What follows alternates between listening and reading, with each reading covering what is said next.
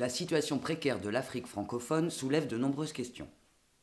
Pourquoi des pays si riches en matières premières peinent-ils autant à se développer? À qui profite l'argent du pétrole, de l'uranium, du diamant, du bois, des minerais?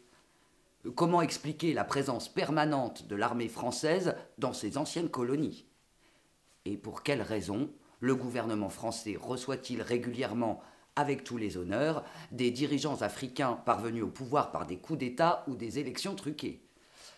La réponse se trouve en partie dans un système que l'on nomme France-Afrique.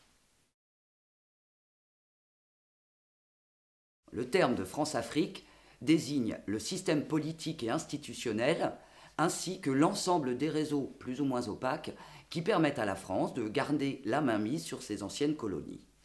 C'est un système unique au monde. Pourquoi? L'avantage pour la France est économique et politique.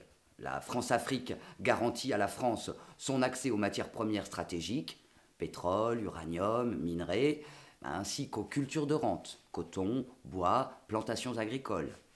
La France-Afrique permet aussi de préserver des débouchés pour les entreprises françaises. Pendant la guerre froide, ce système a permis de garder l'Afrique dans le camp occidental. La France-Afrique permet également à la France de maintenir son rang à l'ONU. Et enfin, la France-Afrique a permis de financer le parti gaulliste par le détournement des rentes africaines, puis par la suite tous les partis de gouvernement, ce qu'a révélé notamment l'affaire Elf. Ce système a été mis en place au moment des indépendances africaines, donc en 1960, par le sommet de l'État français, le général de Gaulle, avec son conseiller Jacques Foccart. Ce système a accompagné toute l'histoire de la Ve République, et ce encore aujourd'hui.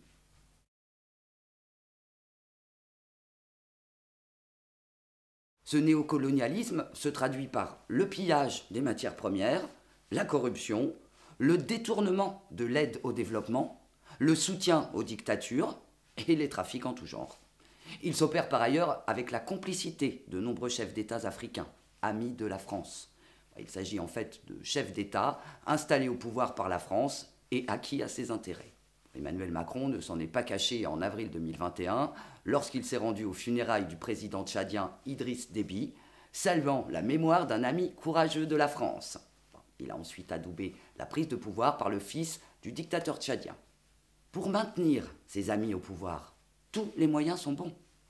Élections truquées, coups d'État, assassinats politiques, soutien militaire via des accords de défense secrets.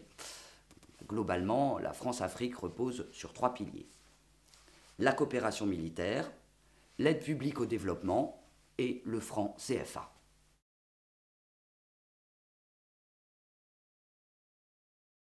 Depuis plus de 50 ans, la présence militaire française en Afrique est un des piliers de sa politique d'ingérence. Avec 8700 militaires sur le sol africain, la France intervient régulièrement sous des prétextes allant de l'antiterrorisme, comme au Mali depuis 2013, au soutien à la démocratie, comme en Côte d'Ivoire en 2011. En effet, à la suite d'un processus électoral catastrophique, Alassane Ouattara a été installé à la tête du pays par une rébellion soutenue par l'armée française. Autre exemple, au nom du maintien de la paix, 2 Mirages français ont bombardé une colonne de rebelles qui s'apprêtait à marcher sur Djamena au Tchad en 2019. Le deuxième pilier du système France-Afrique, c'est l'aide publique au développement, ce qui représentait 3,6 milliards d'euros pour l'Afrique en 2020. Ce qu'on appelle aide publique au développement, c'est en fait un mélange de prêts d'allègement, de dettes et de dons.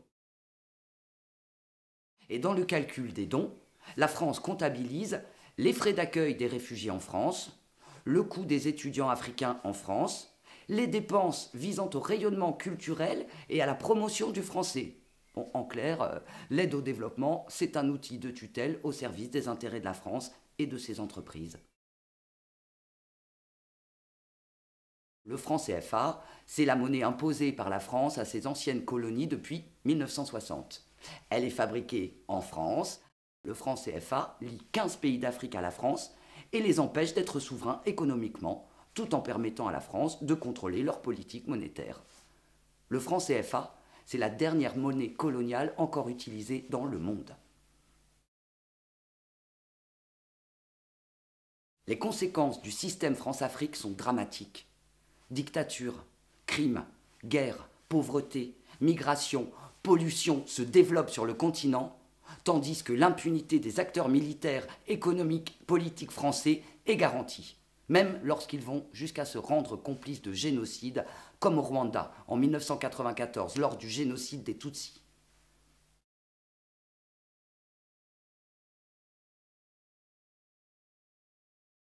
Survie s'engage depuis 30 ans pour une refonte de la politique de la France en Afrique. Des associations de la diaspora africaine et de solidarité internationale participent également à ce combat.